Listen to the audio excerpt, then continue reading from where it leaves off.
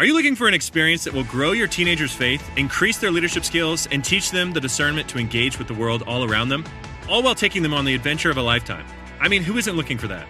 If your teenager loves fun, adventure, and wants to grow in their faith and leadership this summer, then send them to Excel's Summer Leadership Camp. Excel's Summer Leadership Camp is a 12-day experience for passionate young leaders looking to discover God's truth, to discern wisely, and live wholeheartedly. Your teenager will embark on a transformative journey in the Blue Ridge Mountains, where they'll build lasting friendships in the context of community, embark on thrilling adventures like camping, rock climbing, whitewater rafting, and they will receive expert training and certifications in categories like CPR and wilderness first aid. Each aspect of the camp is woven together to help them learn to discover truth, to discern wisely, and take godly action in the context of real-life situations. To learn more or begin an application, go to theexcelcamp.org. That's theexcelcamp.org. Hurry, because summer is just around the corner.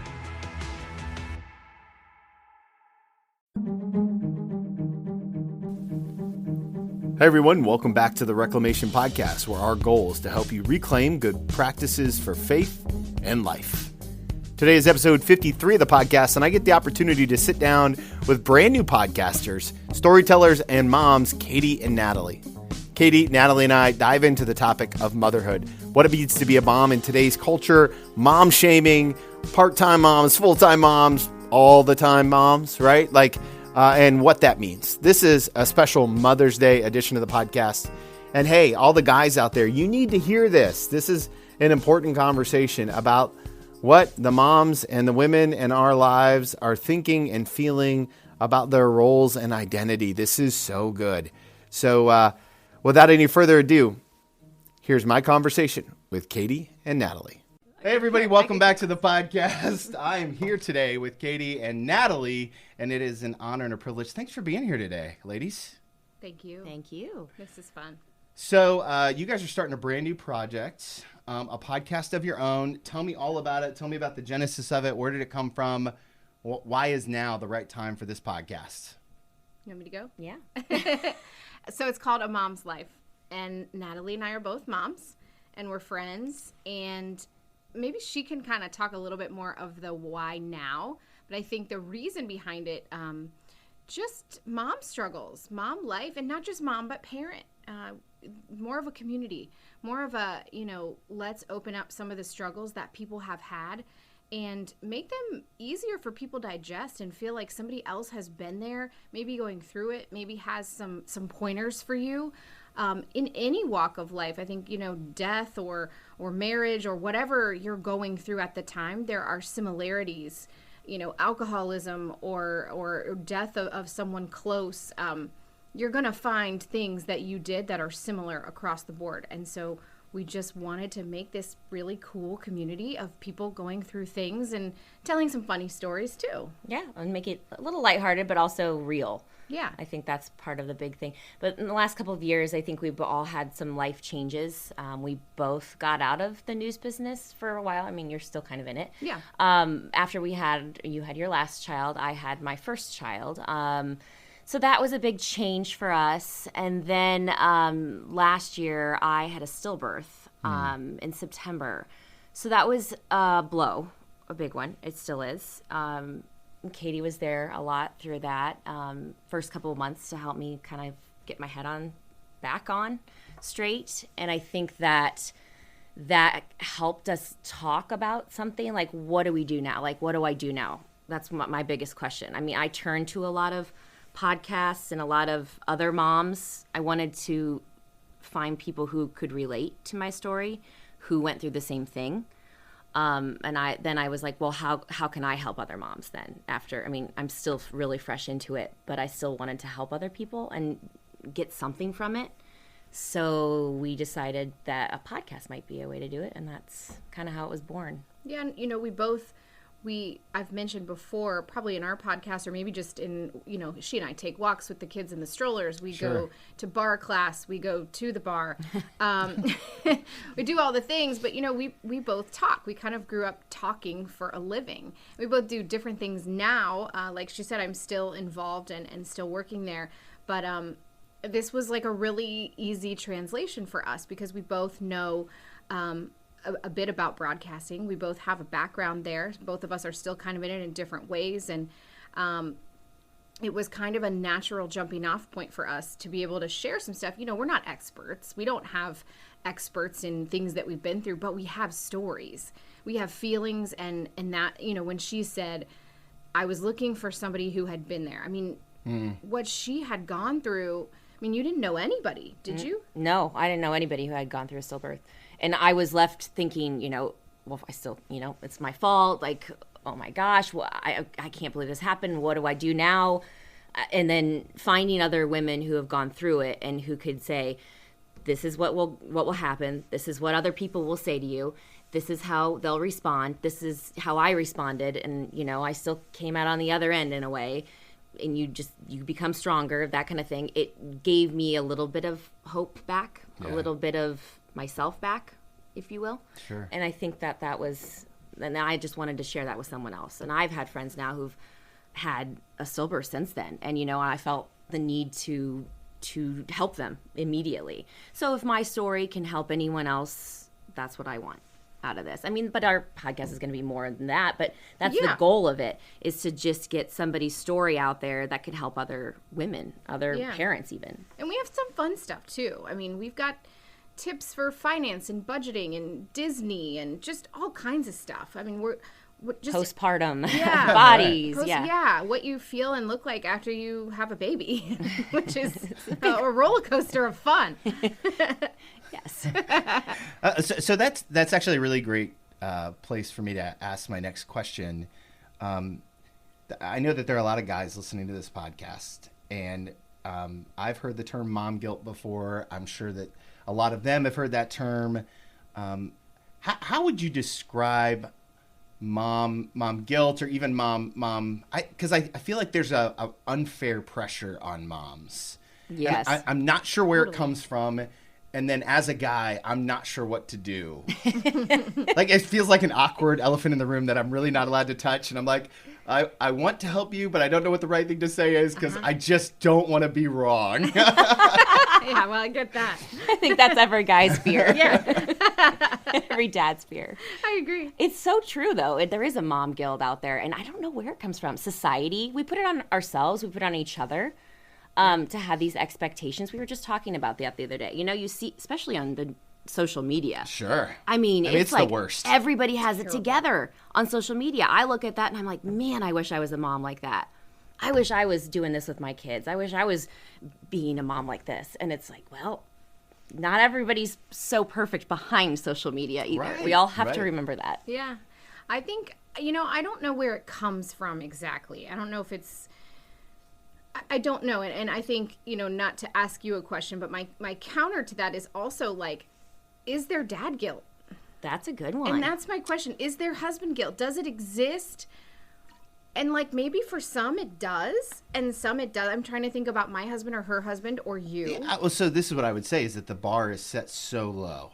That's so true. The bar is set so low that, nothing makes me more frustrated when they say, "Oh, you got to babysit." I'm like, I'm not babysitting. I'm dadding. My kid. You are a father, yes. Right. Like, so I can do normal things that I think any parent should do. That sounds super judgmental. I didn't mean it like that. But like, I could just be a dad and then get applauded. It's like, oh, he's a great dad. Am I, or is it just I don't know. The expectations are so different. They are different. I agree. Well, I think there was an article, something, I probably saw it on social media. I do think social media can be good for some things. But it was kind of one of these, it was a friend of mine posted, I think it was an article, and we get the same thing. When your child is sick at school, if you have school-aged children, unless dad has requested to be number one on that list of calls, it's mom. Mom is called. Right. Dad's not called. Now, and I know maybe someone listening right now is like, hey, I get calls. I'm on that list. They call me too. But mom's probably called first, unless mom's not in the picture or something like that. Right. And, I work too. A lot of times it's like, well, thank you for calling me. I'm on the air right now. I really can't do anything about that. I can send a text. Hey, kid's in the clinic. And then but I think it's interesting. And I don't know what that is. I don't know if it's because we bared the child. And it's kind of like, well, that child goes with you. And I think it starts there. I think it does. Yeah. Because you have the control at first, and then it's just ever since then, it's, once you give birth and that we have more of the control from the beginning. Yeah. And I We're think that's carrying really, the baby. yeah. Yeah. And that's where it follows you kind of. Yeah. Well, one of the things that I hear really loud and clear in what you're trying to establish with this passion project is the sense of community. Almost the word that kind of came to me as you guys were chatting were like a virtual mentor. Did you guys have it? Did you guys have mentors growing up as moms or as businesswomen? Is that commonplace? Because I think guys typically, if I'm just to make a stereotypical comment, right? Like I think guys typically are not great at building community, but man, what I really hear as a desire for this podcast is community. Where is that born from in each of you? And was there an example growing up? I mean, I think both of our moms, I can't speak for you, but I think your mom is great too, though. Both of us have pretty great moms. Yeah. At least strong foundation. Yeah, there. strong foundations, a big role model, someone who, in a sense, can do it all. Yeah. I agree with that. And I think my dad too. I had for sure. a conversation with a friend recently about, this is how I grew up. What was different about the way that you grew up versus the way that I grew up? Because she said, I feel like you're a very, you seem like a strong person who has a pretty positive outlook on life and some good self-esteem. And I said, well, I'll be honest, not always. But I remember from a young age, my father, my mom is amazing, but my father was the one who said, there's a bunch of, let's talk Fortune 500 companies. He said a handful of those are run by women. And he said, I don't expect you to do that, but it would be super cool if you did. And I want you to know that I think you could. And for me, having that male role model telling me that I could, I'm talking 7, 8 years old. And I'm like, what is Fortune 500? What is he talking about? I don't even know what you're saying. But as I grew up, and so I think, and I have a much older sister. Well, she would hate to hear that. She's going to listen to this and be like, that's not true. She's older. And wiser and beautifuler and more beautiful. She gave me some of that sense as well as to kind of reach out, talk. My mom also talk about your things. If you're feeling a certain way, talk about it. And I think I think for me, it was probably born from family. Mm-hmm. Although definitely in the work world, when I worked at LexisNexis, I had some mentors and some women's groups were popping up. Those were huge. Oh, right. I mean, I had that in work as well on the stations that I worked with, some news directors, that just kind of help you navigate and find who you are. I think that was a good way, especially in the news business. It's a different world. It's so different. It's different than any other business. Well, what makes it so different? Just curious. Oh, God. I mean, you're out there. You're put out there. Is vulnerable the right vulnerable word? would be a good word. You have to have a thick skin. You have to develop that thick skin. So if you aren't, not all of us are born with it. So you have to develop it. And just everything that comes with it, making sure that facts are correct, researching, things like that. Well, and the hours are weird. And you can't go on camera without hair and makeup. And so that's an interesting thing because a man generally has shorter hair. It takes a couple of minutes to do. Right. A little bit of makeup for him, and he's camera ready. For the female side, it's just different. You've got, I have to stand on a box because I'm really, really short to appear that I'm not as short. So and what you wear, that's huge too. And the comments you get. Oh, comments, yes. And not even just comments, but emails to your boss, to you, to your station that everyone can see. Your shirt is too low cut. It's not low cut enough. I don't like the highlights that you have in your hair.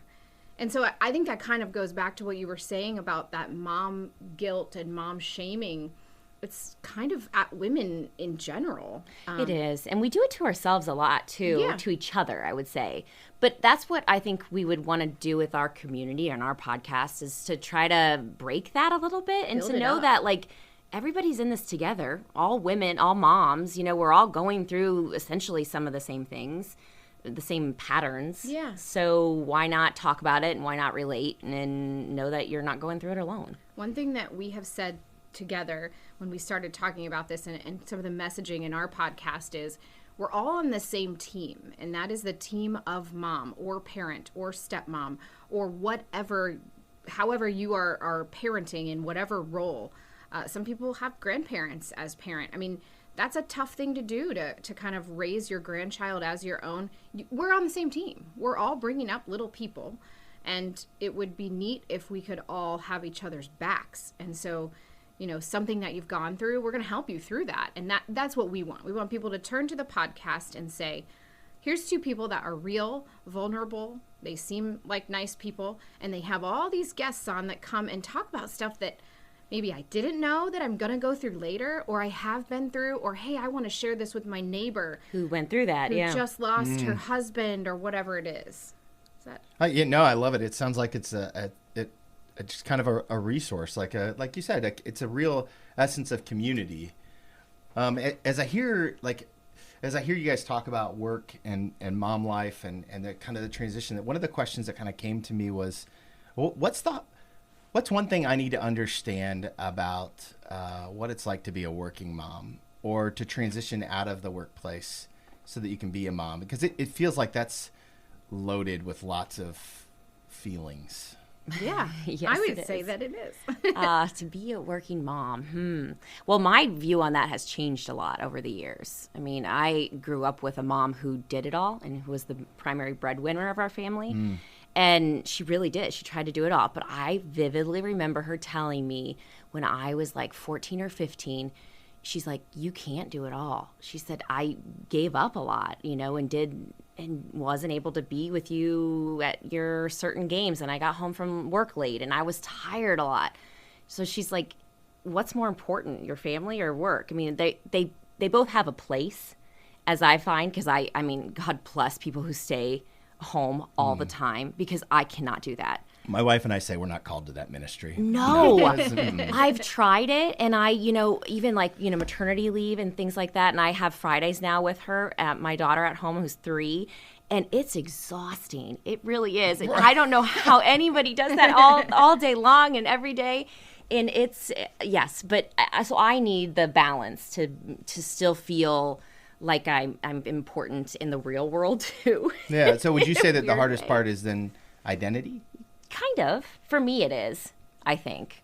Yes. Katie, what about your you? identity as a mom versus your identity as yourself. Identity, I think, in answering your question, is the biggest thing. I remember when we had our first child and my husband was home for a week. He worked from home, so I can't remember. At that time, there was no really paternity leave. You could kind of take a week here and then you kind of needed to get back. Sure. He was taking conference calls from the other room, and I had the infant, and it was just one baby, and I was sobbing on the couch. And he came in and he said, "What's wrong? Is everything okay?" And I said, "I just want to have a conference call too." And he was like, I'd come again. And I wanted to feel real. My job was my identity, which in some people it is, and some people it isn't. But, Sure. You're taught, I feel like, in this country and in my family, go to school, get your higher education, get everything that you need to do, find your career, and really work hard at it. And right in that same sense, also now's a really good time to start a family. Later in life, you're going to have some infertility issues, and you really want to make sure that you have that foundation. You can get that down payment on that house, and also make sure you're in a really good place to be fit, because you don't want to, if you aren't where you want to be before you have the baby, it's really hard to get it back. And I'm seeing all of this happen, and then I'm at home with this baby. I'm not where I want to be. I'm a week postpartum. And I just felt like my husband was in the other room, business as usual. Well, he had to be. It was his job. Sure. But I had some resentment because I wanted to be on my conference call. I had my job that I gave away for 3 months. I totally agree with that. And I just felt so lost. Of course, I was thrilled with my baby. That was what I wanted. I wanted that baby, and it was amazing to me. But I wanted to have that conference call too. Now, was I in the headspace? No. Would I have been? I mean, I wouldn't have had anything to add. But I wanted to feel like come sit at my table. Yeah. And so I think for me, the identity at that time was, okay, so now I'm just mom. Okay, so I'm just mom for these 3 months. That's all I am. I'm just mom. I'm just this child's mom. But I wasn't. I was still wife. I was still chef. I was still mom. I was still all the things. And I was missing what I did for 40, 50, 60 hours a week sometimes. And I think for me, I have a unique perspective, and maybe some moms are able to go through this, and Natalie, you might too. I've mothered from all walks of the career force. I've been a full-time working outside the home mom, kids in daycare. I've been a part-time working outside the home, kids seeing a nanny or whomever, and then I've been a full-time stay-at-home mom. So I've been able to see every single one, and every single one is harder than the other one. There's not one that's easier. Wow. There's not one that's harder. This is my opinion. I'm no professional. But that mom shaming, that mom guilt comes from that, because the stay-at-home mom sees the working mom and she's like, she's in heels. I want to sit at her table. And the working mom's like, she's feeding her baby at 2:00 in the afternoon. I want to sit at her table. Yeah, there's never, it's And always the brighter on the part-time other mom side. is like, okay, do I work this day? Do I work that day? Okay, on Tuesday I got to be here, but on Wednesday I'm home. And the part-time mom still has to do all the home duties, because full-time out working out of the home dad is working. It's a long answer, Tony. Actually, what came to me as you were kind of sharing some of that is, first of all, thank you. I mean, that's a really honest answer. That's what we want. I think that there are a lot of people now who can resonate with what you guys are talking about, moms and dads even. Yeah.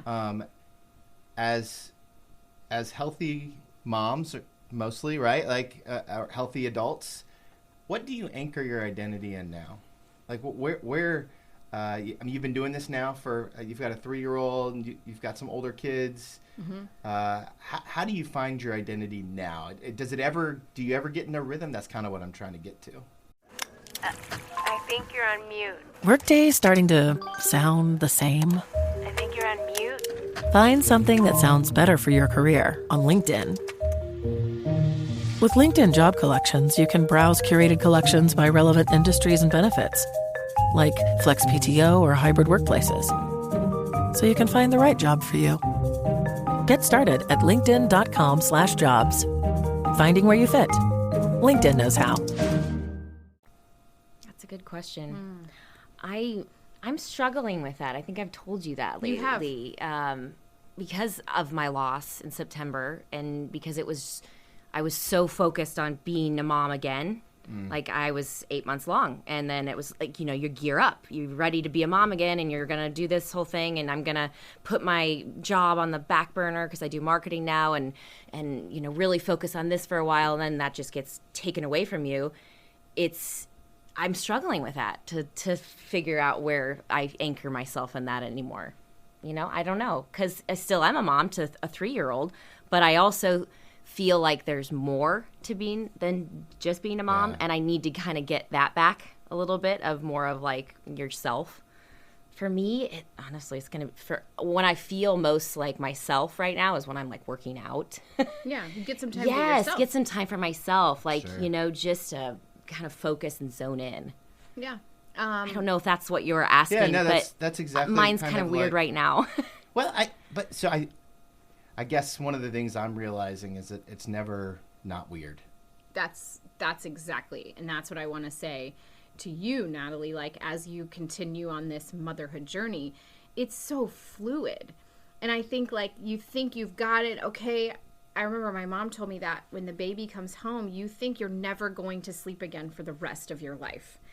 But, like, that changes. The baby starts to sleep 7 years later, maybe, and at least in our case. And then you go to the new thing. It's kind of whatever your workout is. Right now you're into Pilates or bar or whatever, and Peloton, or maybe you walk or maybe you run, and then you kind of, I'm not as interested in that, and it changes, that's what I've noticed for me. And I think my identity, I am pretty hardcore mom right now, because I've also a 2-year-old and 2 older, so I'm kind of like right in the middle there with both, or with all 3. I'm really heavily anchored to mom and chef and cleaner of the crumbs. I'm like really heavily, but I think for me and for Natalie as well, that's why this came about, is we needed more, because the kids, my older two are at school, and I just read something the other day, there comes a time when you give them that last bath. I mean, I'm not bathing my 10-year-old right now. And it's sad. And he doesn't ask me to lay with him, but maybe once or twice a month. And he doesn't crawl in bed with me anymore. And so I'm feeling a little bit of that slip away. Luckily, I was able to have the 2-year-old, so I can cuddle with her. But I think as moms, at least for me, as a little piece kind of starts to go with the older one, you want to fill that with something. And I think for me, I like to hear people's stories, and Natalie said the same thing, not to speak for you, but you like to ask questions, you like to hear stories, and I like to tell stories too. And so that's, for me, I think I'm anchored and rooted in motherhood and hearing, sharing, serving communities in some way. As long as I can have a little bit of both. It's really hard and tiring, and I'm exhausted all the time, but I probably all are. Yes. For whatever reason. But that's also why I kind of got out of the news business a little bit, because it was almost exhausting sharing other people's stories to that extent too. I was an investigative reporter too, so it's, when I had my baby, it was like, all right, I need to just focus on one thing or the other, because it was demanding. Well, and they both can be like obsessive, I would imagine. Yes. Like I would imagine. You have to be. Right. Like if you want to do it well. And I didn't want to not do it well. Yeah. That would be the worst if you just slacked on it. Well, especially because all the comments are coming one way or another. Oh, yeah. When your reputation's on the line. Sure. For the stories. That's so true. And yours was such a fact-checking. I didn't do as much hard news as she did. I've done hard news, but not as much as her. Mine was more telling more fun, lighter stories. And I've done both. But there's a balance there of dipping in and out of mother to hard fact, discovering that. Exactly. Reporter. How much does the work? How much does work follow you home as a mom? One of the things that I've read about the difference between men and women's brains is like men are like waffles. I heard that the other day.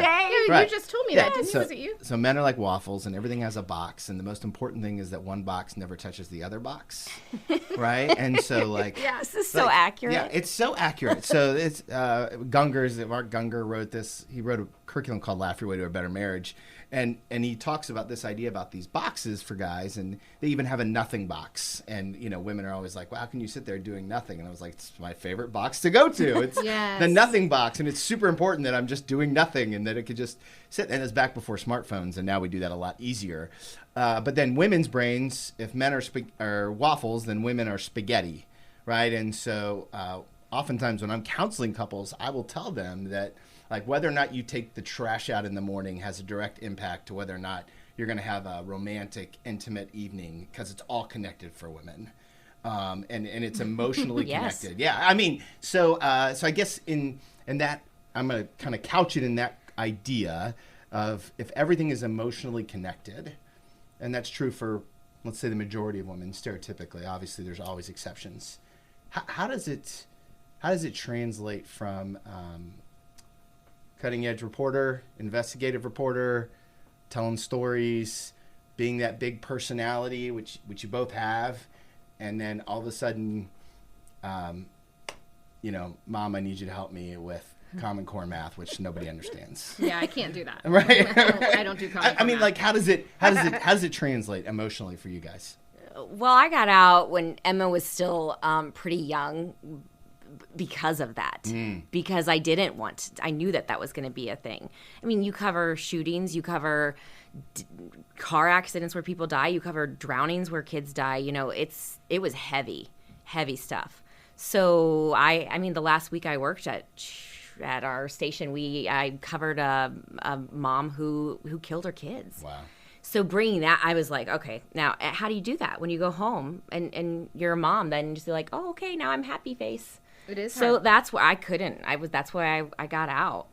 I mean, now it's just like, okay, I've got to do that. I got to do this. And I'm still thinking about that at night. I had this conversation with my husband last night. I said, I cannot turn it off. Like your brain might be like, I'm done with work. your work never is done, especially in when you're reporting, because you're always thinking like, oh, that's the deadline's coming up for that story. I need to have this interview done. I need to talk to this person. It's all going on. It's actually the same way in pastoring. Every Monday, you're like, holy crap, there's another Sunday coming. It comes every single week. Right? Every single week. It never ends. That's how I feel about dinner. Dinner comes every day. Oh, that's true, and I'm too. like, why is it 4:30? Why do I have to start this again?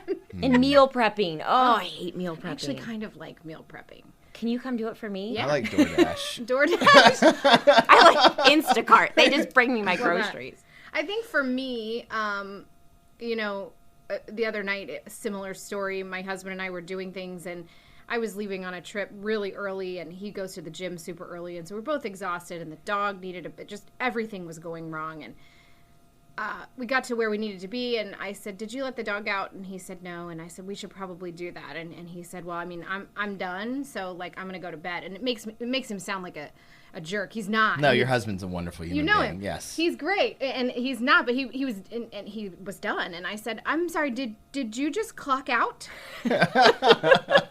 And he just kind of looked at me. What's that like? Yeah, and he's like, "Yeah, I'm out." He said, "At this point," I said, "Well, if the dog has an accident," he said, "we'll deal with it in the morning." But mom brain, that doesn't work. Oh, no. Because what if somebody's sick in the middle of the night, and then you have to go clean up something in the living room? Like, it doesn't compute, to me, and I think to some mothers, it's different. Yeah, our spaghetti brains are interwoven with everything's touching everything. There's no clocking out at any point in time. Yeah. I think the smartphone makes it better and 100 times worse. I mean, as you can look, if your kid is in daycare or if your kid is at home and you have home cameras, you can watch that screen all day, and they're not doing it the way that you would do it. And I think that's hard. You can listen in, you can see so much more, where it used to be you go to work and you just shut it and you didn't have to, there was no temptation because it didn't exist. And I think that's kind of driving us crazy. Maybe men are, obviously they're just better at compartmentalizing for whatever reason. But I think it also goes back to, way back to hunters and the women tended to the kids. Sure. And the men were like, all right, you've got that. I'm going to go and secure us provisions. And it's not, I think there's some innateness in there. I do. I think there's a little bit of that still lingering in some areas. Now, there are some men that are amazing, and they're stay-at-home dads, and they'll stay home, and they'll, right. But I think there's a little bit of that still in existence somehow. Oh, I think we're just better at it sometimes. Like women, I'm serious. There's no shame in that game. That's fine. You can absolutely declare that. I'm for it. We're just better at making sure everything is handled. I think that's really what it is. It's like you can think here in this box and in that box, where it's important to have somebody to think about all the different fires. The different fires and the different how they're all interwoven together. When I take my kids to the pool, just a very quick example, in the summer, we have Band-Aids, we have pretzels, everyone has a water bottle, there's an extra t-shirt, we have an extra towel in case someone throws it into the pool. Yes. When my husband takes our 3 children to the pool, they don't even wear shoes. There's a Band-Aid, forget it, it's fine. You bring your towel and your swim trunks. There's no shirt and there's no shoes. And I'm like, well, actually, I don't see anything wrong with that. I know. But for me, I don't want to be on that island of like, I need a Band-Aid. I need a snack. And the baby's cold. Yes. I think for me, that level, I want to mitigate any crying. Yes, I'm the same way. So I can sit down and watch them splash and save them if, there's an emergency. But I would rather manage a bag full of things than have to go home or have anyone cry. I'm at a point where no one can cry anymore. Yep. It's too much for me. If you want to see a fight at the Milton Berger household, it's every time we pack to go on a trip. Okay. Because my wife likes to gather all the things, and then my job is to take it out to the car. And with every bag I take to the car, there's a heavier. The resentment builds. Yeah. Why? What are you bringing this for?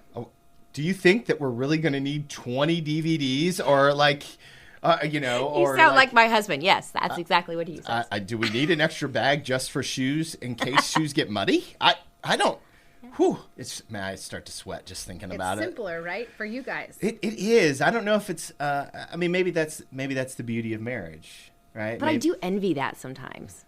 like the simplicity. Like I would love to just be able to like relax and turn my brain off for like one day and just know that it's like handled somewhere else. Yeah. Like there is some like jealousy there. Well, I also wonder if the pain tolerance is different, right? So like, I don't really care how much my daughter, who's my princess, right? Sure. Shiloh, I don't really care how much she complains. I just don't even hear it. Eventually what will happen is I will look at her and I will just say, Shiloh, zip it. I don't want to hear it anymore. Sure. And that will last until she can get around somebody else to complain to, right? And I think maybe just Karen is more compassionate. Maybe moms are just wired for more compassion on this kind of stuff, because it would not even occur to me to bring Band-Aids to a pool. Oh my God. And I can't imagine going to a pool without Band-Aids. Like, what are you going to do? Everyone skins their knee, because the beauty of it is you're not allowed to run, so everyone runs. It's just a kid thing. And then they all fall down. We've had busted teeth, bloody noses. I mean, I also think you learn from experience. So you might have done it more, so you now know what to bring more. And as with every child, you just, the bag gets a little heavier. And that's now I got a 14-year-old. Connor, carry the bag. You mentioned the word compassion, and I just wanted to go back for just a very quick second about, you mentioned, can you leave it at work or can you does it always come home with you? And I think it always depends on the job. I think a lot of women bring it home, and men too. I think men are, certainly, but I definitely think women have a need to tidy and make that space what they want it to be, whether you're a nurse or whatever you are. I think that compassion translates. And I think for me, when I covered the awful, horrific August 4th shooting in downtown Dayton with my peers, that was a really tough thing to cover. And everybody thinks not our city, it'll never happen here, and it did. But I had to go between those two for the whole week of at the station at 3 a.m., working 12, 13-hour days, interviewing families of victims. Sure. And then going home to, we're hungry, we want this. My husband stepped in immensely during that time. But I think that the compassion is what helped me through that. And what I mean by that is they showed compassion for me, my family. I fell into bed after working, I don't know, days and days for hours, so on some heavy stuff. And I didn't cry when I saw my baby. At the time, she was pretty little. I hugged her, but I didn't cry. I didn't cry when I saw my husband, because I had talked to him throughout. I'm doing this now. I'm interviewing this person's father. I'm meeting Logan Turner's entire family. I don't even know what to say. What do you say? There's nothing to say. There's no right thing to say. But when I saw my boys, I fell into a pile of tears. And it was because the baby I couldn't talk to about it. Husband I had talked to all day and he got it. But my boys, I thought I have to explain this to them. And what is the shooting, and how does that happen, and are you okay, Mom, and why are you down there? If people were just shot there, are you going to be able to? And so that was hard, but I think being able to just show them that we're real. I sobbed, and my little one said, was someone mean to you at work today? And I said, no, everybody was really nice to me. I said, but it wore on me. It was hard. And like Natalie said, some of those stories you take home and you carry with you. And I think it's obviously similar if you're a nurse, if you're a psychologist, if you're a pastor, whatever it may be. I think sometimes it just comes with you. But teaching compassion to your kids and your family and allowing them to my kids held me as I sobbed. I didn't know anyone that passed, but it hit me so hard. I was on those streets and talking to all those people, but having compassionate kids and allowing my brokenness in that moment to be okay for them, to know, like, I'm going to scream, I'm going to yell, I'm going to fall down. And when something like this touches my community, or it could have been me, or in 10 years it could be you, I'm going to cry and fall apart, and that's fine. You need to know that. That's beautiful. That's beautiful. And I think it's an important reminder that, go back to the original idea that we have to build a community of people that are on the same team to hold each other up when we can't hold ourselves up. So a year from now, right? That the Mom's Life podcast is out, and it's been rocking and rolling, and it's incredible. And what are we celebrating about this podcast a year from now? That's a great question. Yes. Better equipment. No, I'm just kidding. Yes, every podcaster wants better gear, best. always. You know, it's a joke between some people, well, is this generating any income? How are you paying the bills with this? It isn't. Right. And it's not supposed to for us. We built this to fill our cup, to fill our souls, to fill whatever it was. So I think together, Natalie and I are celebrating with the community. And I'd like to see us doing something live and meeting bringing the community together at an event. I feel like a 1 year, some of the people who have spoken and some of the people who are listening come and say, we can connect you guys. Yeah, I love that. I would love to just hear from the people that we've hopefully touch, and hopefully help along the way. Yeah. Okay, so the last question I love to ask all my guests, right, is if you could go back and give yourself one piece of advice. And in this particular case, I'm going to take you guys back to the exact same place, even though it happened at different times. Okay. You're starting your first job in news, right? And neither of you are probably moms yet, or you're just thinking about that journey. What's one piece of advice that you would give yourself? My piece of advice to myself is what you're doing every single day making you happy, content. And if it is not, then do something about it, whatever that something needs to be. Do you feel in your soul that you are waking up every day and going to sleep every night, having made a difference and feeling happy and good about it? And if not, change it. That's a good one. I think mine would be, you don't have to have it and do it all. I guess, or do it all. But you don't have to do it all. Because, and all at once. Maybe that's the better way. You don't have to do it all at once. And I feel like that's what I, tried to do a lot. Just to try to fit it all in and to make everything has to work. And sometimes some things need more priority than others. And that's okay. Those are beautiful answers. Ladies, thank you so much for being on the podcast today. Truly appreciate it, and can't wait to see what God does through your platform and how in the community that you build. I think it's going to be something really special. Thank you, Tony. Thanks for being a part of it, too. I'm excited. I'm excited.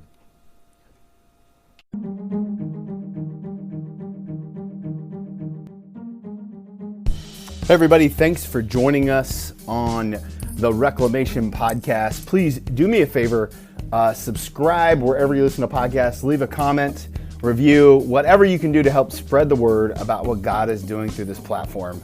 I absolutely love the conversation that we got to have with Natalie and Katie, and I think they bring so much truth to important dialogue about the way we treat moms and spouses and just parenting in general.